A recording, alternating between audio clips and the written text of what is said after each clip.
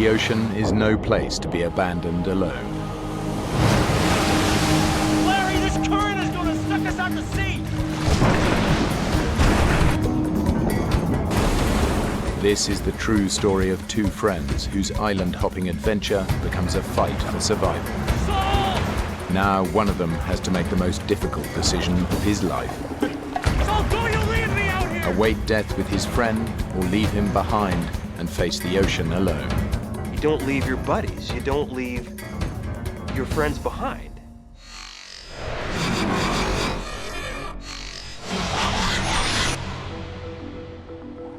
The San Juan Islands in America's Pacific Northwest. It's a sea kayaking mecca. But every year, these waters claim the life of at least one sea kayaker. It's 3:45, folks, the end of a beautiful November day. But winter is on its way, so plan your weekend accordingly. The sea kayaking season is over, but endurance athlete Saul Kinderis wants to conquer the San Juans. Hey, Larry, it's Saul. Where are you, man? Get here. Saul and his track teammate from college, Larry Kaiser, are regular weekend warriors, but they've never kayaked together before. Our plan is to hit Strawberry Island, and after that hit Doe Bay, a 60s resort. It's got 2 hot tubs, 1 cold tub, clothing optional, which generally speaking means nobody wears a stitch. The goal was to head there and take her clothes off and hit on women, basically. I mean, that was the goal.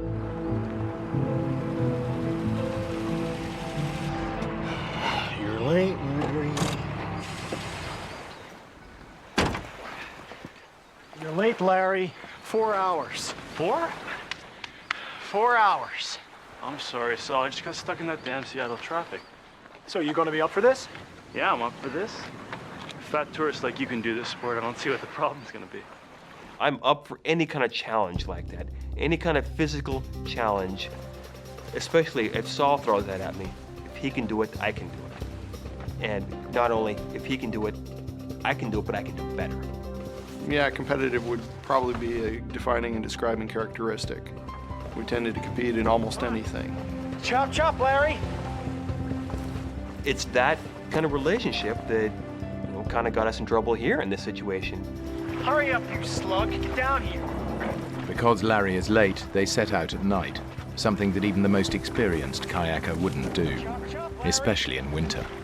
Women friends of mine would call it, we had a severe case of testosterone poisoning. And, the brain quits working because you just want to go. Slide you out. You hit the water, put your weight on the paddle, okay? I'm gonna kick your butt, you know that. Put your weight on the paddle. It was unnerving setting out at night. People die every year kayaking in the San Juans. But that danger is exciting. It's a thrill. I'm thinking I'm invincible. We have a winner! Larry and Saul are paddling off the coast of America's Washington state into the heart of the 176 islands that make up the San Juans. They're crossing a notoriously dangerous stretch of water, the Rosario Strait, on the way to their first destination, Strawberry Island. They need to cross quickly. Soon the tide will turn, making it virtually impossible to land on the far side. I keep going to the left, huh? I keep going to the left. Yeah, well, adjust your rudder. The rudder? Yeah, with your foot pedals, you know? Foot pedals? What are your feet touching? Nothing. Nothing, are you sure? Yeah, I said nothing. Well, actually, if I stretch out my left Larry, foot, heck, did you even adjust the foot pedals? Everybody adjusts their foot pedals before setting off. Yeah, I did. They just must have come loose or something. I'm just kind of trying to fake it. And that's the first time I'd set my ass in a kayak. I'd never been in one before. It started to dawn on me that Larry is faking the expertise on the kayaking. That's when I started to figure, okay, we've gone from a trip to an adventure. Looking back, I'm thinking, what the hell was I doing? What was I thinking? What sane and reasonable person would cut across a channel at night the first time in a boat. So not only were we doing my first winter trip, we were doing a nighttime crossing, and we were enduring a storm. So anybody that would have known us would have known, you know, that was really stupid.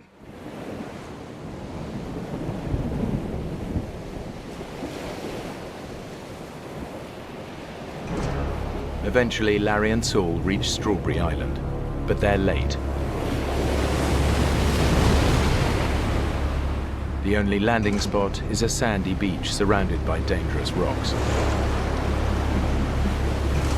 Now, in the darkness, they face the ferocious tidal currents swirling around the island, giving the area its nickname, the Witch's Cauldron.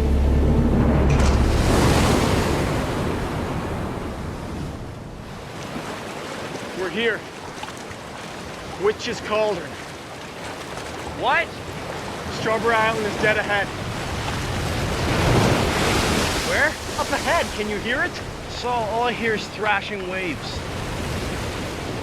Waves are smashing and crashing on the rocks up there. The wind is picking up.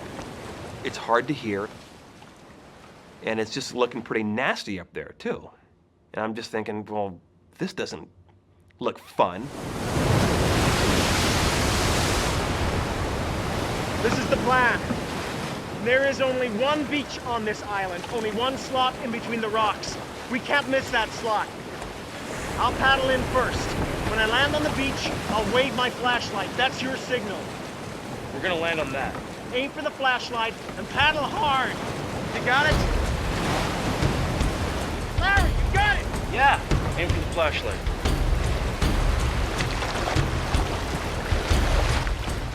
This was pushing my enjoyment factor. We were starting to get outside the area I enjoy.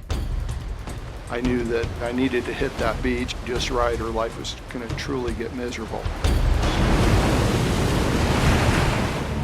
I can see big, jagged rocks that don't look good to land on. It's just really hairy out there.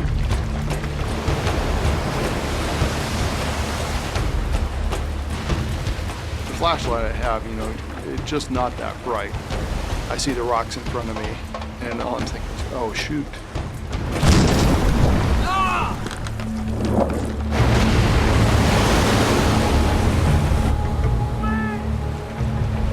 What? Wait! I hear him yelling. I can't tell what he's doing. I'm just like, what? What? What are you saying? I can't hear what you're saying. Do not come in! Larry sees my headlamp kind of waving around a little bit, and so he's figuring I must be waving him in. Larry! I could see him coming in. He's aiming for the flashlight just like I told him to, and that flashlight's on my head.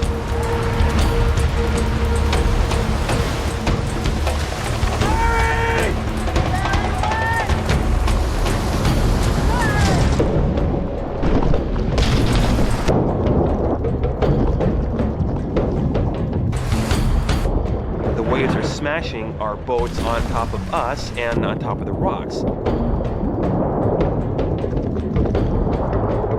Very scary situation. Totally caught us off guard. It just happened in a split second. You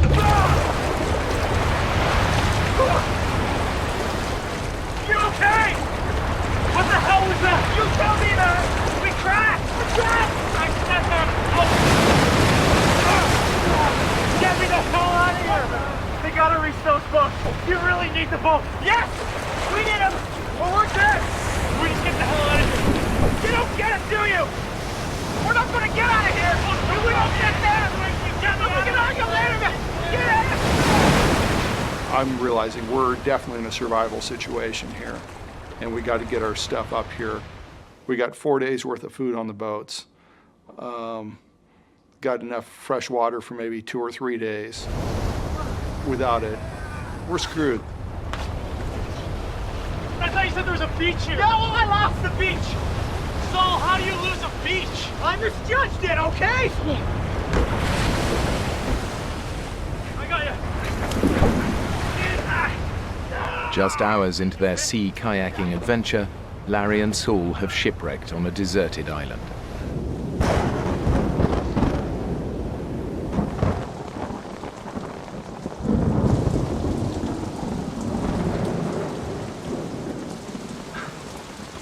I'm looking forward to getting warm. We could have been killed, but we weren't. As much as Saul and I both seek out these fun, dangerous, athletic situations, we don't have a death wish.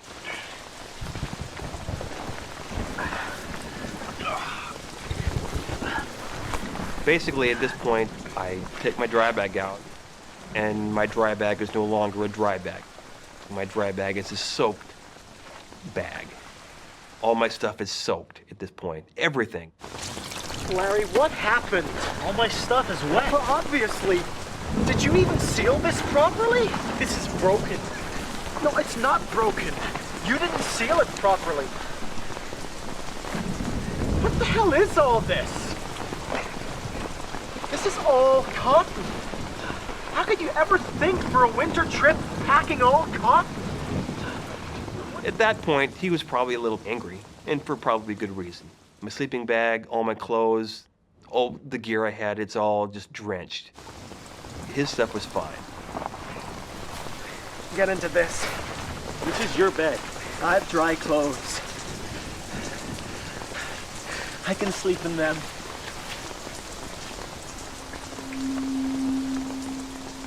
Saul knows that in the cold and the wet, Larry's cotton clothes and his sleeping bag will take days to dry. By that point, I truly realized that my assumptions weren't correct on his level of preparedness. I'm the guide on this trip, and Larry was going to more or less along for the trip. If I got in trouble, he wasn't going to be able to help me because we were so far out of his element. So then I'd snuggle up against the outside of his sleeping bag. Guys, especially in your 20s, you're going to go damn near hypothermic before you'll cuddle up with another guy. He kept trying to nuzzle up to me. He was cold, and I'd get away, Saul. You know, what are you doing? You know, just keep... Throughout the night, he kept getting closer and closer, and I kept going farther and farther over this edge of the tent. I like Saul, but I don't like him that much. Larry, I am cold. You move one more time, I'm climbing in there with your naked butt. Got it?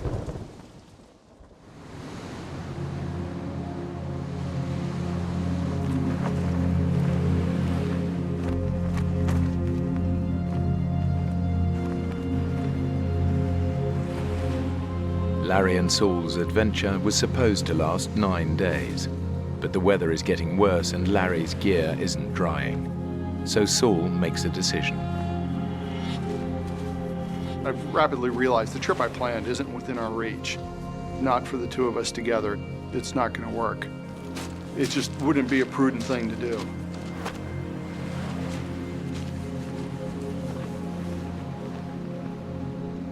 I just wanted to tell myself, you know, we still have time to have some fun and get this out of our system and use this as a small setback and just keep going.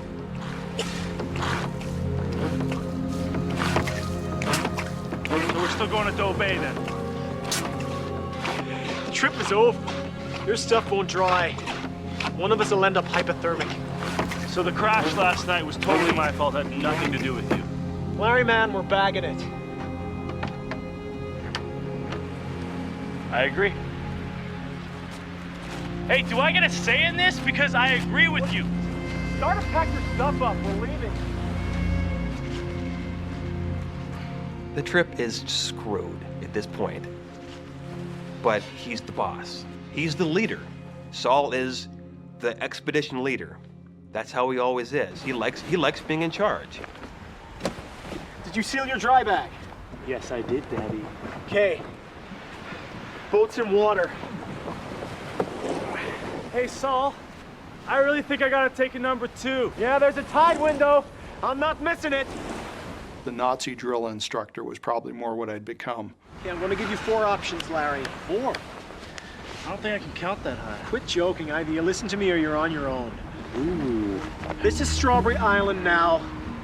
This is Washington Park and our trucks. This is the Rosario Strait between us and home. Option 1. This island back here has a cabin. We knock on their door, ask for help. Option 2. We continue further to Orcas Island here. We stash the boats and take the ferry home. I'll get the boats another day. 3. This is the toughest option. We paddle back the way we came, 3 miles across the Rosario Strait. Now, I can do any of those, so you tell me which one you want to do. You don't tell somebody you've competed with all your life in a variety of sports that I can do any of these. Which one do you want to do? I can do any of those too, so... What's he going to pick? He's going to pick the toughest one. You just told him which one was the toughest, and then he picked it. Let's paddle back. You sure? Yeah, man, paddle back. Bring it on. That was really stupid. What won out in the very end is the same thing that got us in trouble here. It's the same thing that's got us in trouble in other times. It's our competitive nature. If he can paddle across the channel, I can paddle across the channel. I can swim across it. I can cycle 150 miles if I want to. I can run a marathon. I don't care. He's the same way. But when we get us together, maybe we don't make the best decisions as a team. Larry and Saul are paddling into the jaws of an oncoming storm. Soon they will face 70-mile-an-hour gusts and a huge storm swell rolling in from the ocean. What me do you, man? Looks pretty ugly. Yeah. Sure you're gonna be up for this? Yeah, I'm up for this. Are you up for this?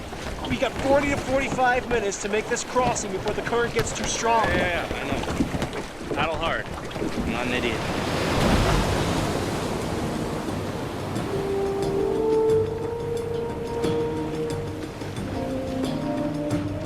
The conditions now are dangerous. But if they don't move quickly, Larry and Saul will face far worse. In less than an hour, the tide will turn and all the water in the channel will surge out to sea, taking them with it. Rosario Strait is 20 miles wide of water, with the water cranking through there at a peak faster than any of the rivers that we bother to measure, you know, the Mississippi, the Amazon, the Nile, any of those. So you just imagine the biggest river you've ever seen in your life and multiply it by 5 or 6 or 7. Hey, Saul! Hey, I'm taking on water here.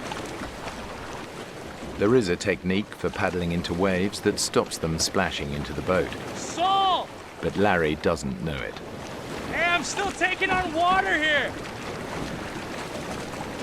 Normal? Look, Larry, are you watching me? Okay. I have been. Don't let the waves hit you side on. I'm not. You'll minimize the water that goes into your boat. And dig with your paddle. Dig. Don't puncture the waves head on. Everything I'm telling him is just blah, blah, blah, blah, blah. It's a bunch of words. He ain't listening. He's confident at this point. He knows what he needs to do. And he's probably thinking to himself, Saul's full of crap. Dig with your paddle. Dig. Dig. Hey, I'm still taking on splash here. Larry, do you understand anything I'm saying? Saul! Stabilizing strokes do you no good. Saul! I have never been in a kayak before, okay? You said that you had. No, I didn't. Yes, you did. No, I didn't. Well, that explains it. Explains what? You better learn and hurry. I am doing what I can. Yeah, well, quit. Just paddle like I tell you, okay? He's trying to get me to put my nose into the wave, pierce right through it, take on the least amount of water possible.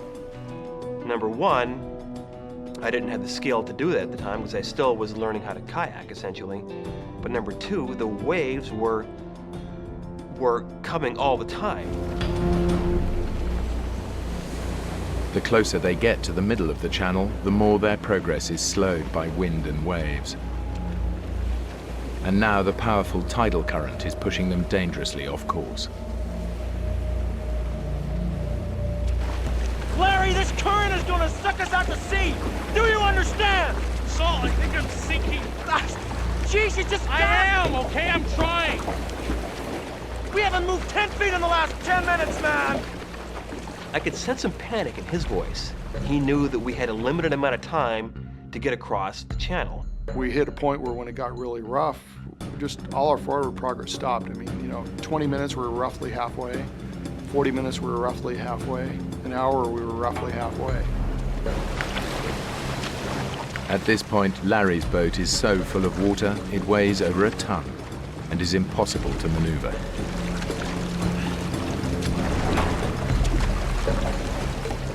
Larry, damn it, your shoulders are slack! Okay. Okay. Balance strokes do you no good! Okay. Forward. Okay. Paddle!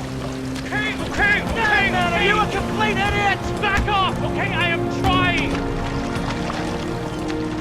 Blood pressure is definitely cranking up there. I figured that it was a good possibility that we could get killed.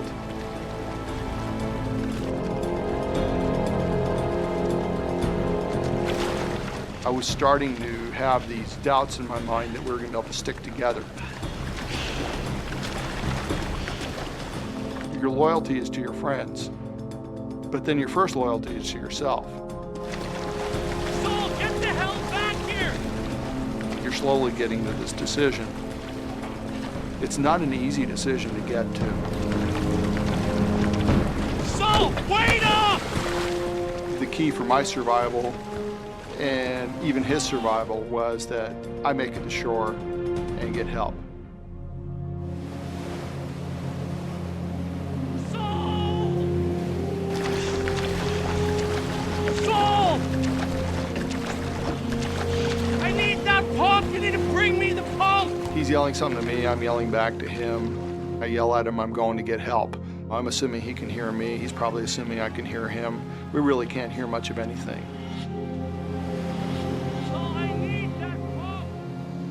I mean, the time I was so focused on the pump, I wasn't focusing in on the fact that he essentially was abandoning me.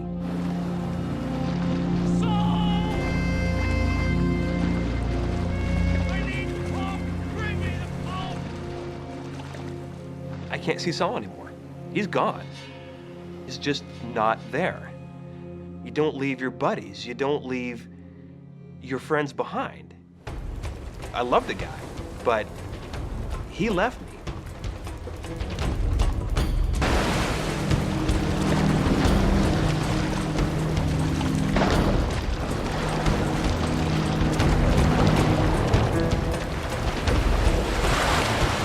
I was just applying as much speed as I could. Just crank it. The faster you can get to somebody to get them to help him, that's the only thing that's going to work. And I was getting more nervous because I've got this big phobia about being swept farther and farther towards the ocean. The ocean's very big. There's lots of mean things out there that will do bad things to you. I'm very aware of two things. The current is moving Larry further and further away. We got darkness at 3:30, quarter to 4, 4 o'clock in that range. I need to phone. I need to call 911. My boat was completely full of water at that point. My feet were covered, my shins were covered, it was coming up my legs. And that's when I started to get that sense of panic.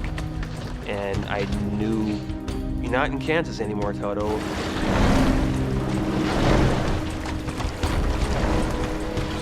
This big wave just cracks down and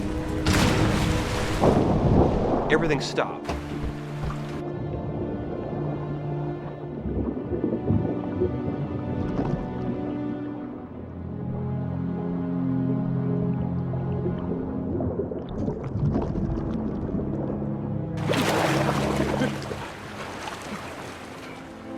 One moment I'm here in this boat full of water, and a second later I'm outside the boat treading water, just like that.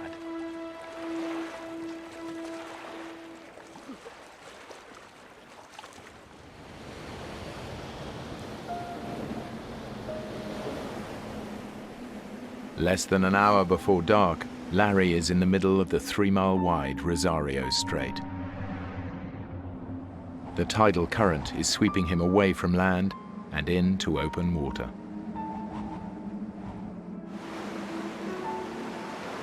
I'm in the water now. Not a fun feeling.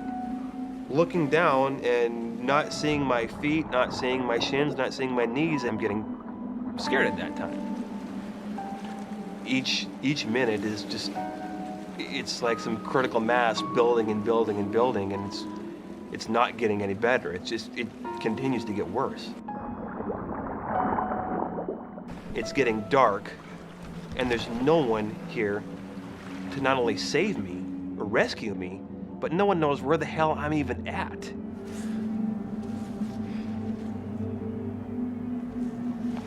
I'm starting to have some self-doubt. Did I make the right decision? Where is Larry? Is Larry alive? Did I just consign my friend to death? What do we do? I mean, what are my options at this point? His kayak contains vital supplies, fresh water, flares, and a flashlight. But Larry can see the shore, and it doesn't look far. What he doesn't realize is that if he swims, he'll be fighting against a current moving twice the speed that the fastest human can swim. At some point, I'm gonna have to leave this boat, because I'm going nowhere with this boat right now. It's getting me zero. I'm gonna swim.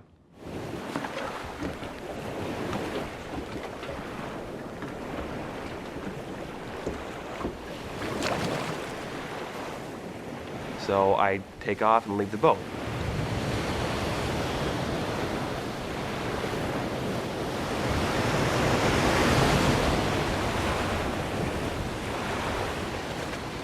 I've got a dry suit on. It's end of November, it's cold, but that doesn't throw me. I'm telling myself, I'm an athlete, I can do this. This is no big deal. It's just that Mother Nature and her little currents, they had a whole nother thing to say about that problem.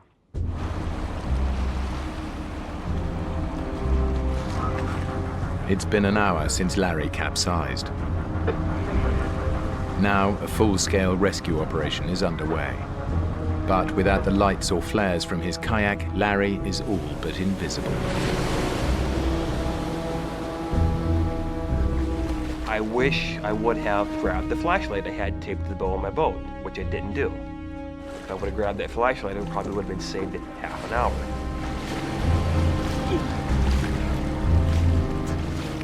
I'm looking around, and I can see kind of, boats out there. They're like crisscrossing back and forth. Help! Help me! Here!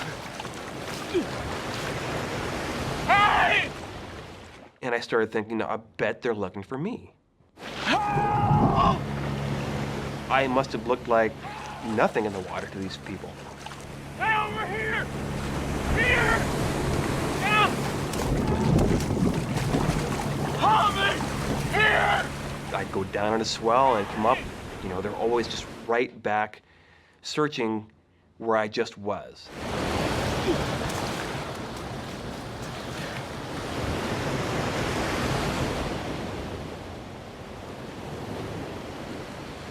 Not only was I a small person in a very big place, I was also a very vulnerable person in a very, very big place.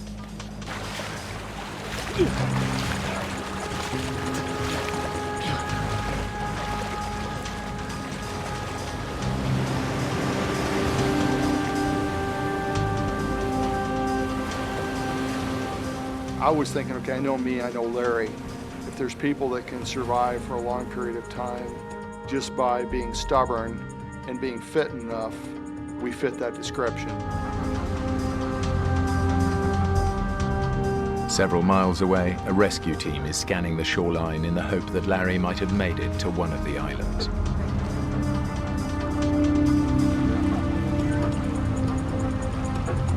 Bravo 6, we have a visual on a red kayak on Burroughs Island. As soon as I heard that they were, that they'd spotted the kayak, it was just happiness. It was like, oh, great, Larry's fine. He's there, he landed the boat.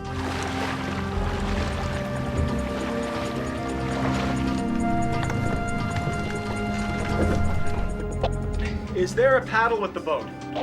Affirmative. So he paddled it onto shore. Any gear with the boat? Negative, empty. No sleeping bag, dry bag, nothing. Correct, the boat's empty. Great. He's on that island somewhere. What more clues could you need? I mean, paddles with the boat, sleeping bag's gone, the guy's alive. He's somewhere here in the bushes, just gotta find him. Yes! You've never seen somebody so excited in his life at this point. I'm happy, I'm going, good, this is a good time to call his parents and let them know what's going on. Mr. Kaiser? Yes, it's Saul Kandaris. I don't know how to tell you this, but Larry, he's gonna be okay. We think he's on an island somewhere, probably in the woods. The Coast Guard now concentrate on searching the island. But out to sea, Larry is still swimming hopelessly against the current. I'm in trouble. I'm being sucked with the current down a channel. I could head out to the Pacific here anytime.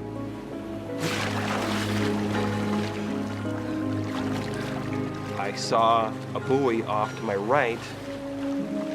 I'm thinking, I'm gonna see if I can maybe latch onto this buoy and not get dragged out to the ocean.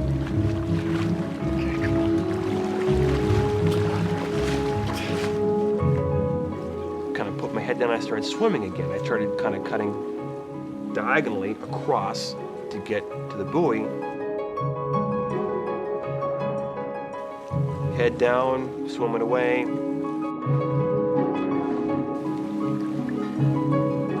I'd look up to kind of see where I was going.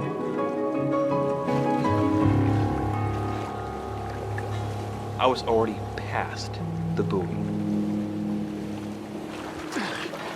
The current has got me by the balls here right now, and I'm being pulled this way. And that's when everything changed. It went from survival, you know, I'm big, strong swimmer, I'll get across, to, you know, I'm not gonna get out of this. 8 hours since he capsized, Larry is nearly 4 miles out to sea. But the Coast Guard is still searching the island where they found his boat. Because they found a paddle with it, they assume he must have paddled to shore. What they don't know is that Saul equipped the kayak with a spare paddle. Our best hope is that he'd be on the island right now. Yeah, he paddled here. He left a red paddle with his boat. Did you say red paddle? The red paddle's the storm paddle. It's tied to the boat. The boat with nobody in it would still have the red paddle.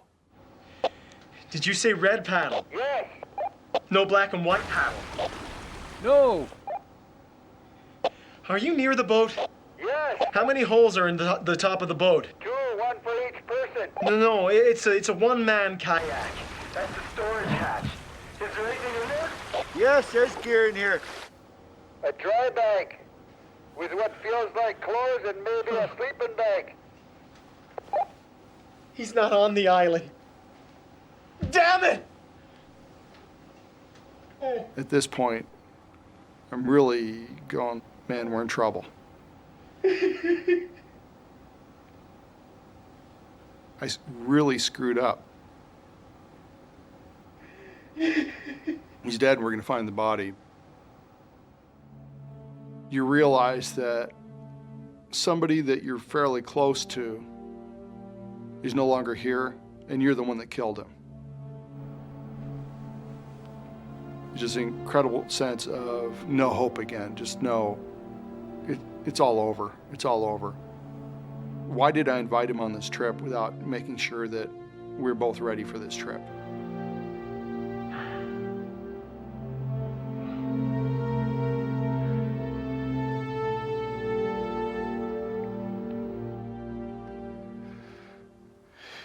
It's almost like saying, what the hell was I thinking?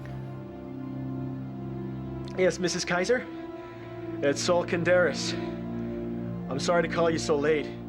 It was the hardest phone call I've ever made. It was nothing that in my life I'd ever expected myself to have to do was call somebody and say, hey, I just went out with your son and did something, and as a result of doing something, he's dead.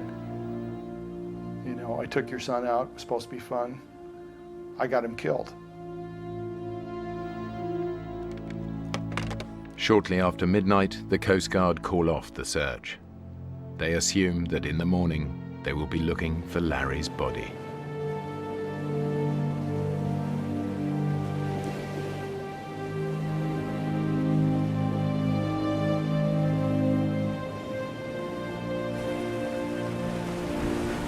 At that point, I was fully thinking, there's just no chance in hell I'm ever getting out of this water alive. Exhausted, Larry's body temperature is now so low, his life is in danger. If he doesn't start swimming again to get warm, he'll die.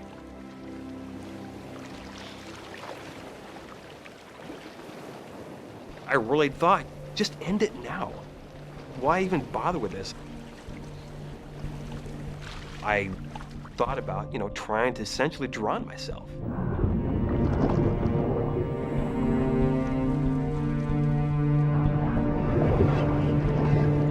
You think about weird stuff like that.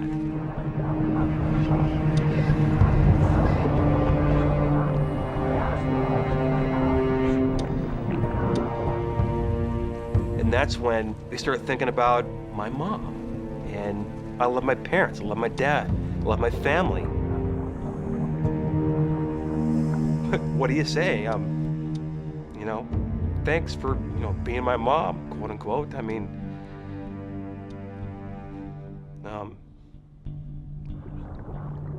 I was ready to die. It's not an issue. I didn't want them to feel that suffering and pain, though. And not know what happened to me.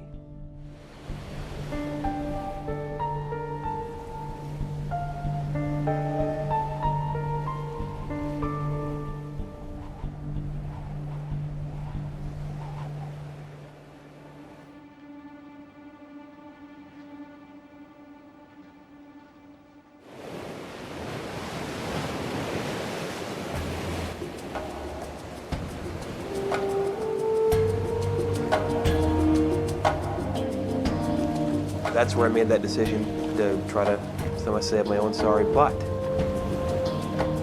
as I'm continuing down, I can see this lighthouse coming off to my right as I'm coming up on it. And it seemed like I'd gotten a little closer to land from where I was at. I was in the middle of the channel when I first started. And I kind of came to this lighthouse, and it looked closer. And I'm thinking, I could maybe get that. I can maybe swim for that. The tide is sweeping Larry towards the Pacific. But by sheer luck, a side current carries him within striking distance of the last available piece of dry land. I start swimming, and it's getting closer. And keep swimming, it's getting closer and closer. I'm like, I'm gonna make this.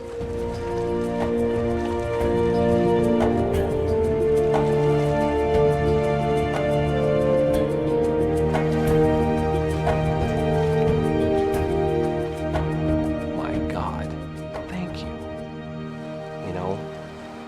Thank you, Lord.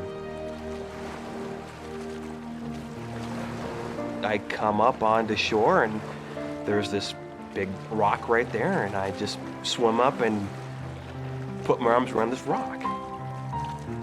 This is the most beautiful rock I've seen in my life. That's all I could think of. No one else, nothing else, just lie there and enjoy this rock. This stupid rock that was my buddy at the time. A feeling of relief. Everyone knows what relief is, but if you've ever been in a situation where it's literally life and death, and you feel that you've cheated death that one time, it doesn't get much sweeter than that.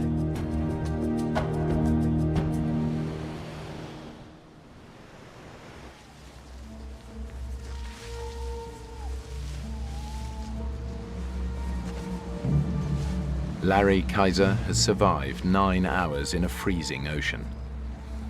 Now, exhausted and dehydrated, he faces an even more desperate fight to stay warm on land. I'm cold. It's dark. I have no idea where I'm at. I thought about what the hell is Saul doing right now? What's he thinking right now? What is this man thinking? Is he thinking that I'm dead? Is he thinking he killed me? Is he thinking he's responsible for killing me? The big difference between him and I is there's just not a chance in hell I would leave someone like that.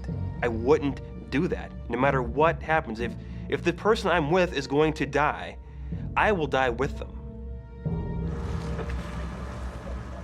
4 hours ago, the Coast Guard assumed Larry was dead and called off the search. Saul is haunted by his decision to leave his friend behind. It wasn't an easy decision to say, hey, I'm just going to leave Larry.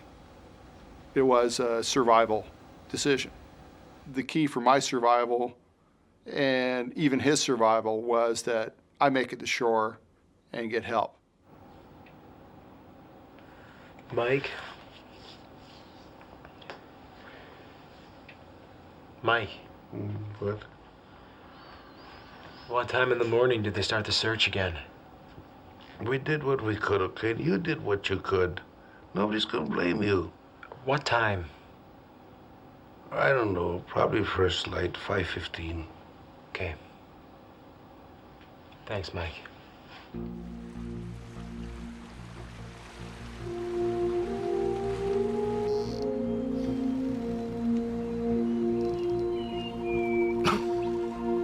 Larry assumes he's on the mainland.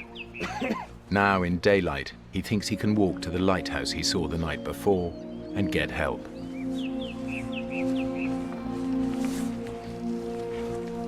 At that point, to me, in my mind, absolutely the worst was over.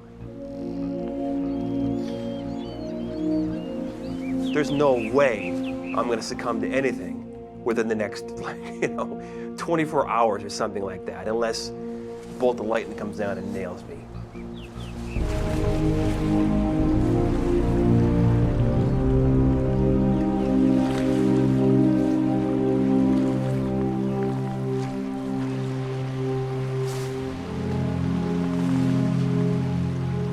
I'm thinking, what is this? I'm on an island right now, and it's another mile across to get to land again. What's the first thing they tell you to do when you're lost? Tell you to stay put. I don't see any helicopters, I don't see any planes, I don't see anything. So I just figured they'd given me up for dead, and I'm on my own again.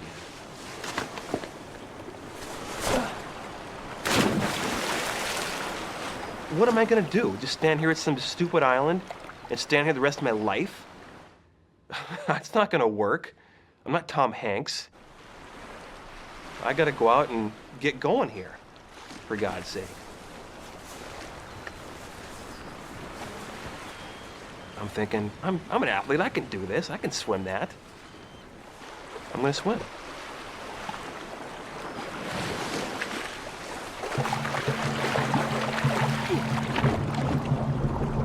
To reach the lighthouse, Larry faces another mile in freezing water. Already dehydrated and hypothermic, he will again be at the mercy of the area's lethal currents. I'm swimming across the water. I'm literally right in the middle. I stopped swimming. I turned around in the water, and there behind me, where I was standing for the previous hour, was this giant helicopter 50 feet up above the shore, right where I was standing. You've got to be kidding me. You have to be kidding me. This can't be happening.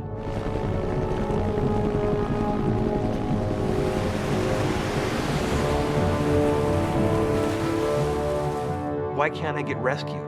Why can't they see me?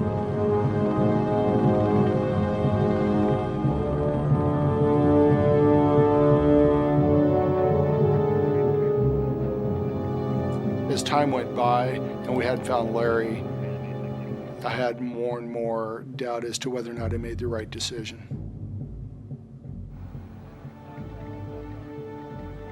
Not only did you get your friend killed, but it's proof you're a failure. Can't you do anything right?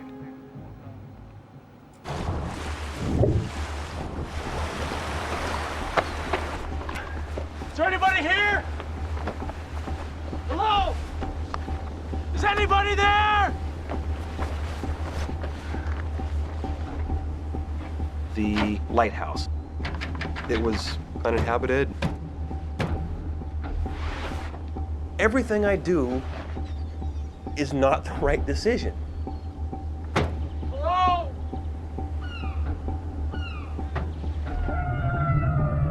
At that point, I felt like I was floating in a dream or a nightmare. You know, hope has been slowly draining away, and feeling really depressed. I got him killed. Nobody else got him killed, I did.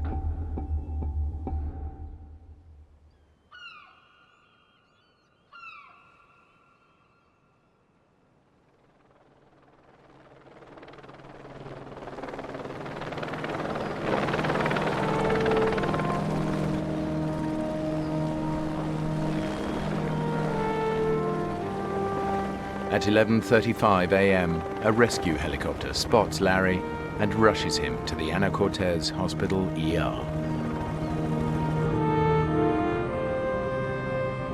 Then the helicopter kind of flies overhead, and the guy there crewing the station just jumps up and says, "God, great news for you." He said, "They picked your friend up and they're taking him to the hospital and he's okay." Man, was I happy. Never seen somebody so happy in his life, like, okay, where's the hospital? Where's the hospital? Where's the hospital?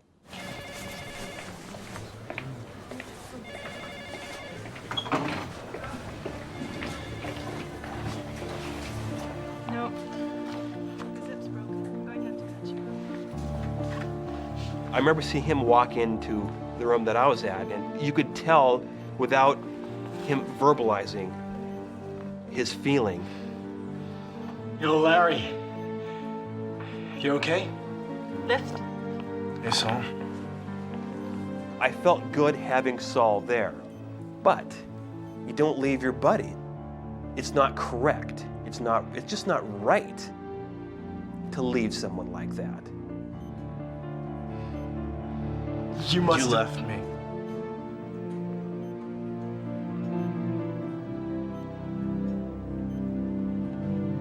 Sorry, go ahead. I'm just glad you're all right. Yeah, me too.